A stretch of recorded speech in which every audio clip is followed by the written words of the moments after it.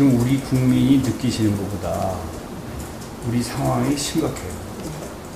그러니까 어떻게 보면 위기 직전일 수 있다.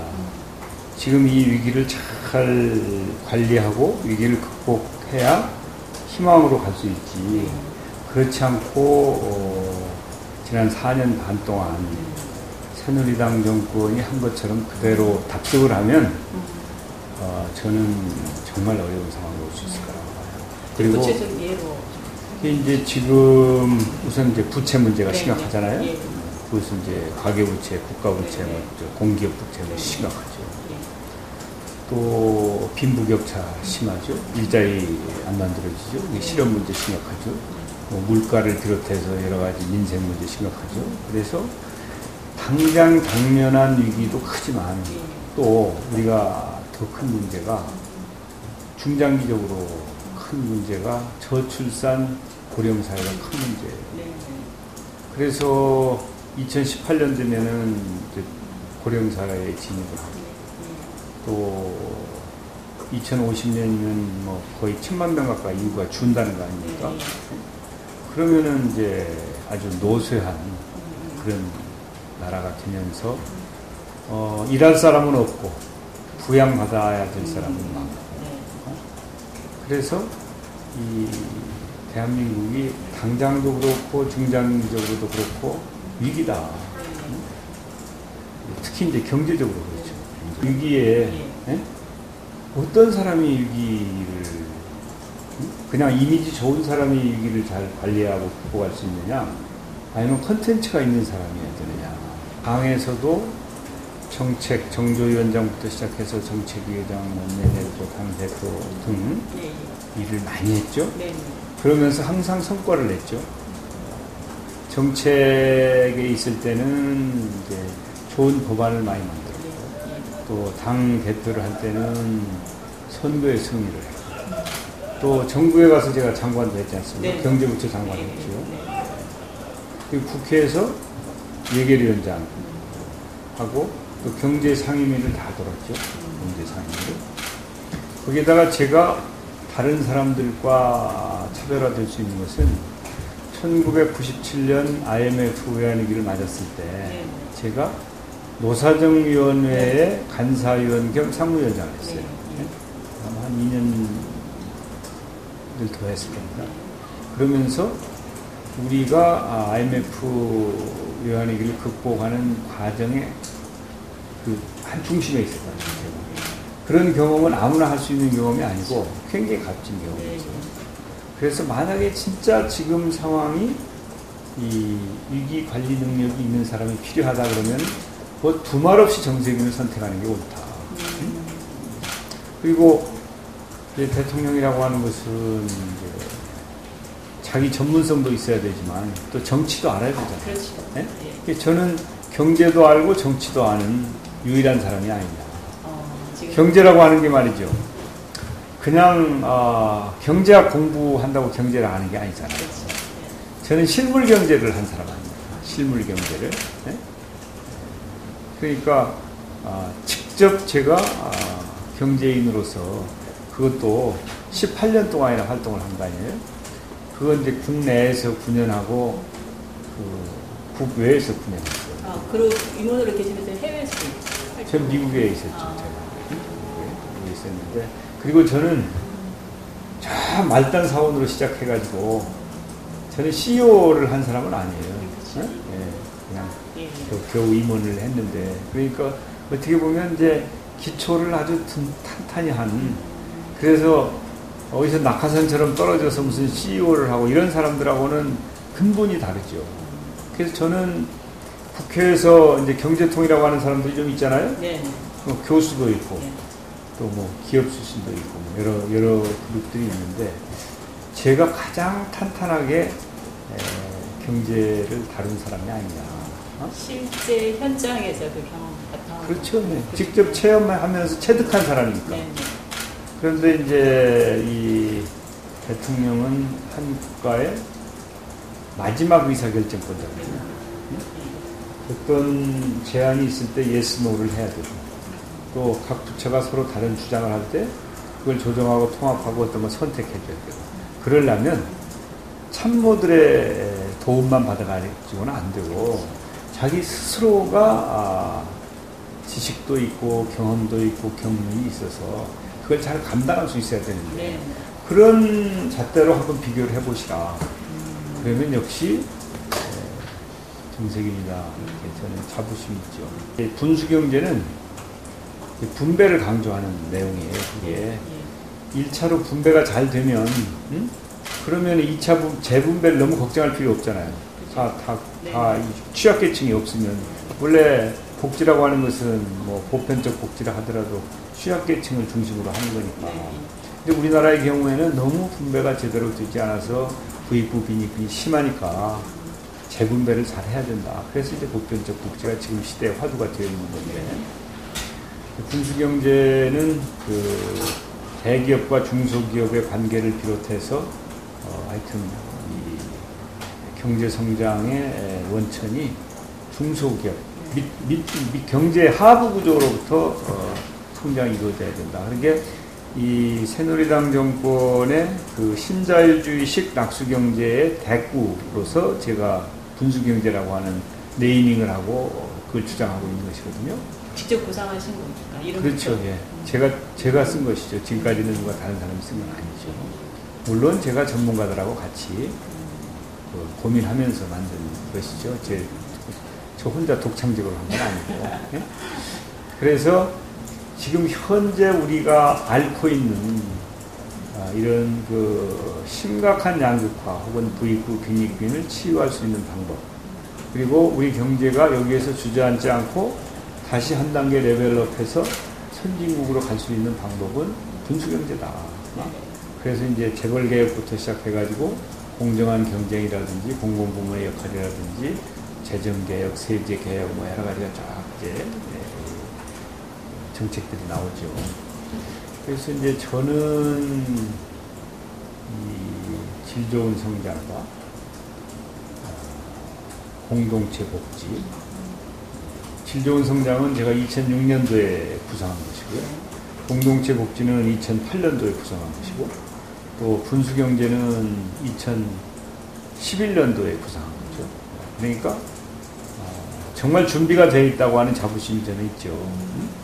그래서 그게 누구한테 배워서 하는 경제가 아니고 저는 직접 제가 체험하고 고민의 산물로 나온 것들이기 때문에 생생한 그런 살아있는 경제다. 법과 제도의 개선이 필요하다고 보는 사람이거든요. 지금 재벌 총수가 지분이 몇 프로 안 되잖아요. 그런데 전행을 하잖아요. 그래서 대통령은 제왕적 대통령인데 우리 재벌 경영은 황제 경영이라고 하잖아요. 그걸 잘 생각해 보시면 이게 재벌이 정말 문제가 있는가 보다. 아니 지금이 어느 시대인데 황제 경영입니까? 그래서 권한과 책임이 함께 가야 된다. 총수가 권한을 행사하는 만큼 책임도 지어야 된다는 게 제 지론이고, 그게 제가 얘기하는 기업 집단법을 만들어야 된다는 거예요. 그리고 지금 재벌 대기업이 중소기업을 하도 쥐어짜가지고 이 중소기업들이 R&D 투자할 돈도 없어요.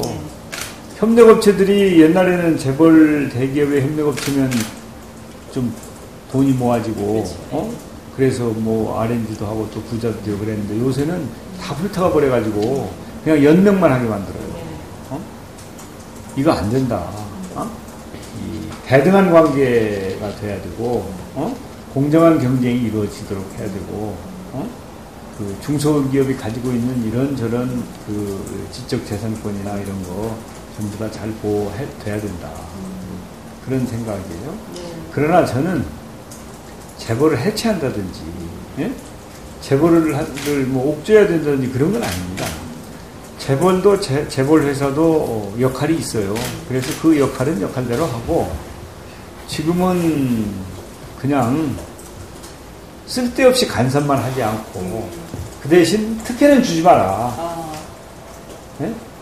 이명박식의 특권 경제라고 하는 게 재벌한테 특혜를 주는 거거든요. 네. 그거 하지 말고 중소기업에다 혜택을 줘라. 그리고 이제 제가 주장하는 것 중에 하나가 5,000개의 중견기업을 만들겠다는 거거든요. 중견기업. 우리나라의 산업 구조가 어떻게 되어 있냐면 호리병처럼 되어 있어요. 모가지가 이렇게 가늘게 내려와가지고 밑에만 이렇게 크단 말이에요. 9988이라고 그러잖아요. 1%가 대기업이고 99%가 중소기업이거든요. 고용의 88%를 중소기업이 부담하고 있어요. 그런데 이런 호리병형이 아니고 항아리형이라 해야 되겠다. 배가 좀 불룩한. 이게 대기업은 그대로 있고 중소기업은 좀 중견기업으로 올라가야 된다는 거예요. 그래야 허리가 튼튼하죠. 왜 제가 그런 주장을 하냐. 지금 일자리 문제가 심각하잖아요. 네. 다 대기업에 가고 싶잖아요. 네. 근데 대기업 일자리가 굉장히 제한적이라고. 네. 대기업은 매출액이 2배로 늘어도 일자리는 10%밖에 안 늘어요. 그러니 어떻게 그 수요를 충족하겠습니까? 중소기업은 일자리가 많은데 기대에 못 미치는 일자리가 많아. 그래서 그것들을 우리도 실업자가 많은데 그 사람들이 채우는 게 아니고 외국인들이 채우고 있잖아요. 그럼 어떻게 할 거냐? 이 중소기업들이 빨리 중견기업이 되면 대기업보다는 조금 못하지만 중소기업보다는 나은 괜찮은 일자리들이 여기서 많이 만들어져야 그래야 청년 실업 문제나 이 실업 문제, 우리나라의 실업 문제가 해소될 수 있다. 그래서 저는 이제 질 좋은 성장에서부터 주장하는 게 중견기업 육성이에요, 원래. 그런데 그걸 정말 잘 하자. 제가 1년 동안 산자부 장관 하면서는 그냥 주장만 하고 크게 실행을 못했어요. 그래서 제가 그걸 실천할 수 있는 기회가, 역할, 힘이 주어지면 그거 꼭 하고 싶다. 그때 어떻게 보면 장관이시면 가능하신 위치인데 이 실행이 안 됐던 이유가 있었습니까? 장관 1년 해가지고는 이제 주체를 바꾸기가. 그렇죠. 그리고 그게 또 장관의 힘이라는 게 그렇게 대단하지가 못해요. 당하고 부딪히는. 그리고 재벌 대기업들의 기득권이 원체 세고, 그래서 제도 개선 이런 거 혼자 드는 게 아니고 정부 부처가 다 이렇게 협력해서 이루어져야 되는 거니까 제가 그런 주장만 열심히 하고 이제 좀 이렇게 노력을 하다가 빛을 못 보고 나왔죠. 아쉬움이 커서 나오신 거군요. 네. 근데 재벌 그때는 이제 당에 제가 필요해서 그냥 중간에 나온 거예요. 예. 그래서 바로 당에 와서 당 의장을 했죠, 제가 열린우리랑. 이 발표 내용이 일반 서민으로서 굉장히 호감 가는 내용입니다만 재벌 입장에서는 좀 탐탁지 않겠습니다. 아니야, 재벌도 예. 알아야죠. 그죠.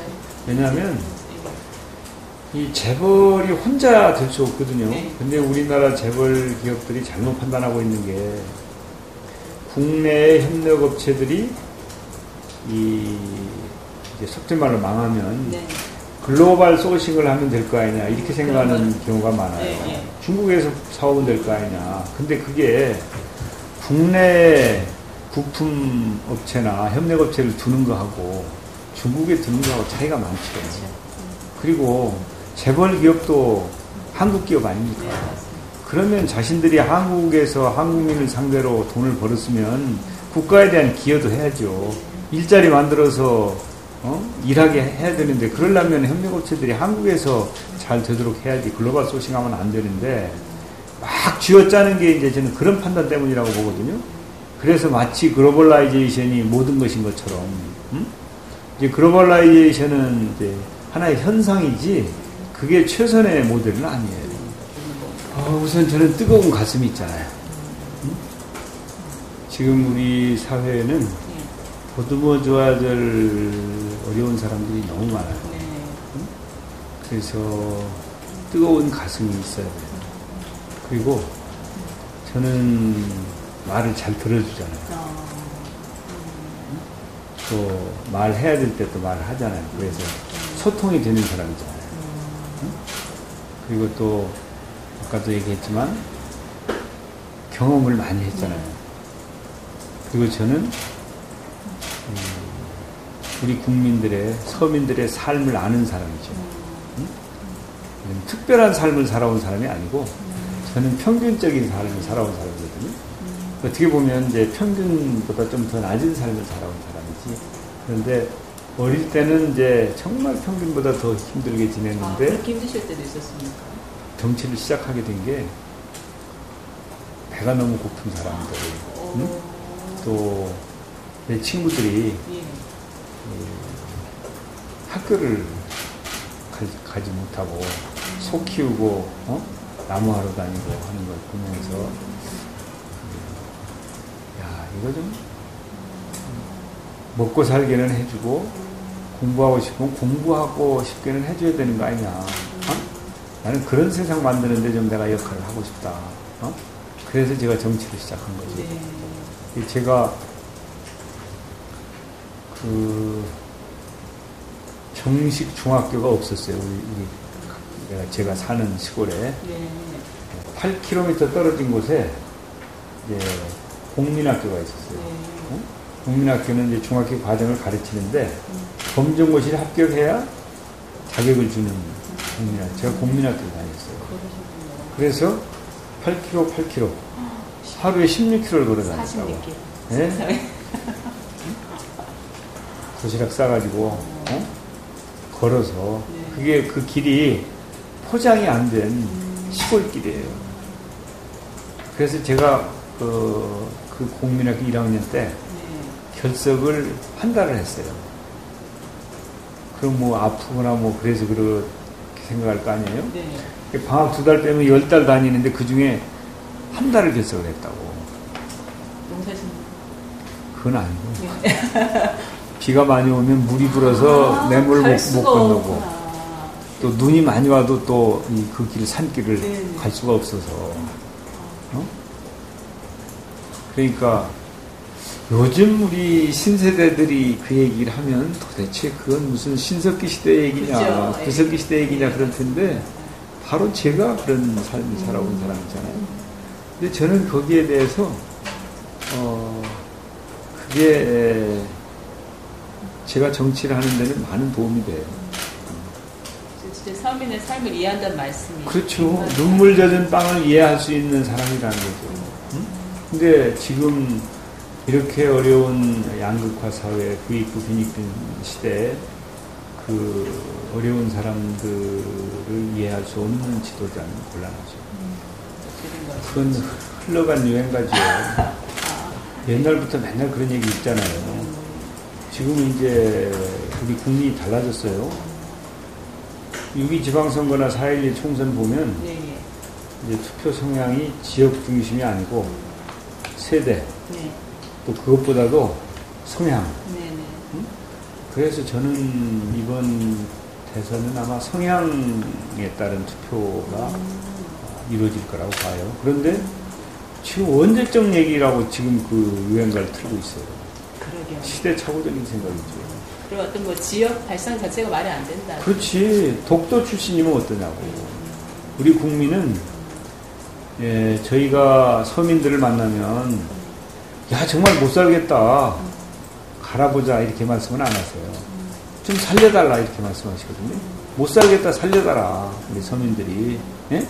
누가 이들의 어려움을 알아주고 그들의 어려움을 완화시켜줄 능력이 있는가를 보는 것이지 이 사람이 뭐 어느 동네 사람이냐 그게 뭐 이렇게 중요해요. 예? 저는 그 직접 6.2 지방선거나 4.11 총선 때 영원하면서 각 정당이 득표한 걸 보면 옛날하고 완전히 달라졌거든요. 그래서 우리 국민은 저 앞에 가고 있는데 정치는 뒤에서 지금 흘러간 옛 노래 부르고 있는 거예요. 이제 옛날처럼 묻지마 투표를 하는 시대가 아니기 때문에 그런 생각보다는 어떻게 시대 정신을 제대로 구현하고 힘든 국민들의 눈물을 닦아줄 것인가 그리고 어떻게 우리에게 다가올지도 모르는 위기를 잘 극복하고 관리해서 희망으로 만들어 줄 것인가 이제 그런 거 가지고 경쟁해야 되는 시대라는 거죠. 방금 시대정신 말씀하셨는데 지금 언급하신 시대정신의 의미는 어떤 겁니까? 이제 저는 좀 유능한 민주주의가 필요하다고 봐요. 지금까지 민주주의 그러면은 뭐 좀 무능한 것처럼 보였는데 유능해야 된다. 그리고 지금까지는 민주주의 그러면 정치적인 민주주의를 생각했는데 저는 이제 정치적인 민주주의는 기본이고 경제적인 민주주의, 네? 사회적인 민주주의. 이제 경제적인 민주주의는 경제민주화 요즘, 네. 사회적인 민주주의는 복지, 네? 그 다음에 문화적인 민주주의까지 가야 된다는 거예요. 문화적인 민주주의까지. 그래서 민주주의의 폭을 넓히고 네. 또 깊이를 더하는 그런 게 지금 우리한테 주어진 과제가 아니냐. 다른 건 이해가 됩니다. 문화적 민주주의는 어떤 의미인지 조금 더. 그것은 이제 문화적인 격차를 네. 해소하고 문화는 특권 계급만이 향유할 수 있는 것이 아니고 그것을 온 국민이 함께 문화를 향유하고 문화 생활을 할 수 있는 그런 저는 이제 세상은 자꾸 진화한다고 생각하거든요. 네. 그래서 새로운 트렌드가 있으면 네. 그것에 역행하는 것은 좀 현명하지 못하다고 생각해요. 그래서 그 트렌드를 존중하고 따라가는 게 옳다고 보는데, 그런데 이제 어떤 경우든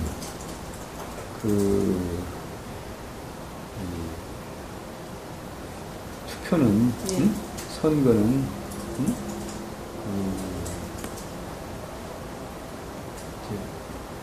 무기명 비밀 직접 투표가 이루어져야 돼요.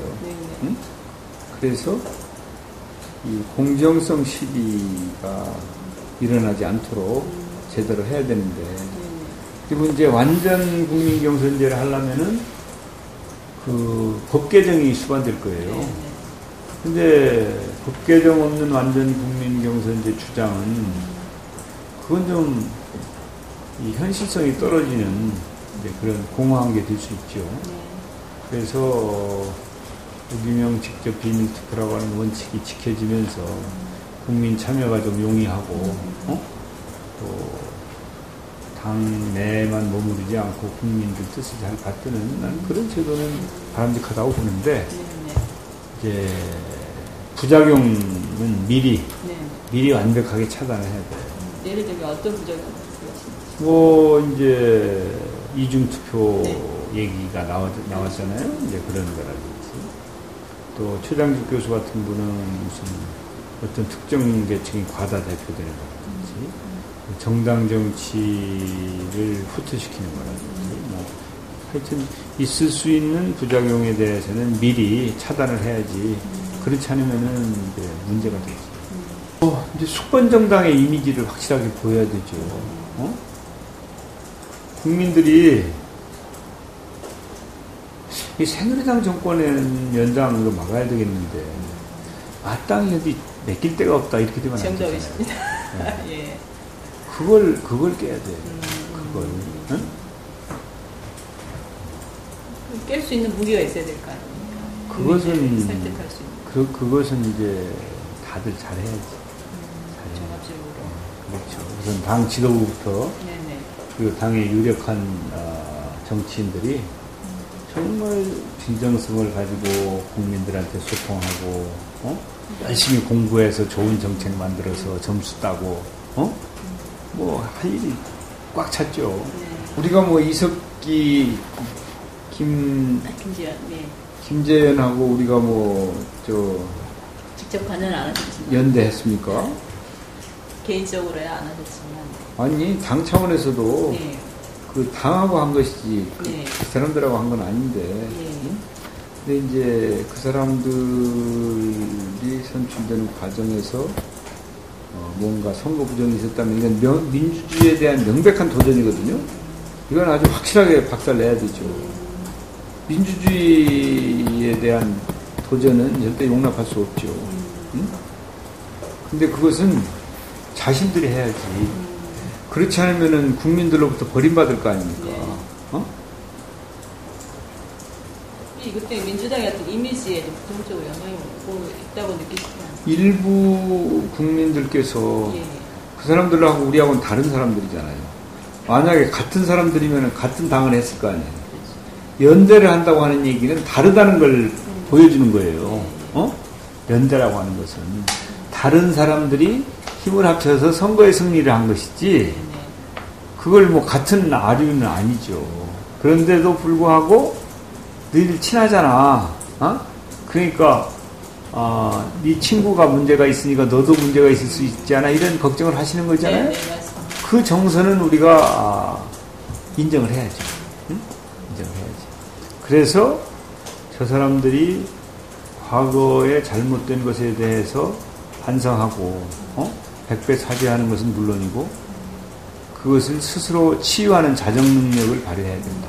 자존심 상하죠. 네. 아니 민주당한테 자꾸 딴 사람 얘기하면 자존심 네, 상하지. 네, 예? 근데 뭐 그게 우리 잘못일 수도 있죠. 그걸 자책을 해야지 뭐 어떻게 하겠습니까? 그래서 이제 우리는 정권 교체를 위해서 힘을 합쳐야 될 대상이면서 민주당 입장에서는 극복을 해야죠. 그렇죠. 저는 뭐 핵무장은 절대 반대. 네. 응? 권력 세습에 대해서도 부정적. 그러나 남북 간에는 서로 경제 협력을 비롯해서 한반도의 평화와 번영을 가야 된다. 기본적으로 김대중 전 대통령이 하셨던 햇빛 정책에 대해서 지지하는 입장이죠. 그렇죠.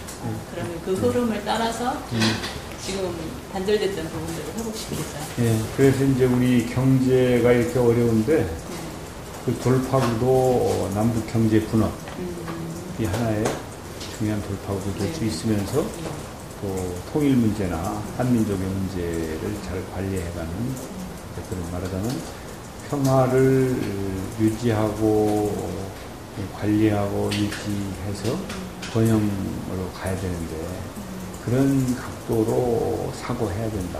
지금 MB처럼 완전 그냥 그 적대적으로 이건 나는 이제 길이 아니라고 생각해요.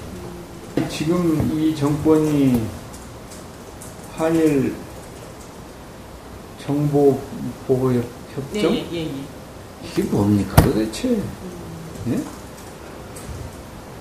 참 정신 나간 사람들이에요. 일본이라고 하는 나라가 어떤 나라인데 국민적인 동의도 없이 예? 우선 그 협정 자체도 바람직하지 않고 그 방법이 또 기가 막히잖아요. 그건 나는 납득이 안 가요. 응? 그럼 혹시 되시면 뒤엎으실 의향이 있으십니까?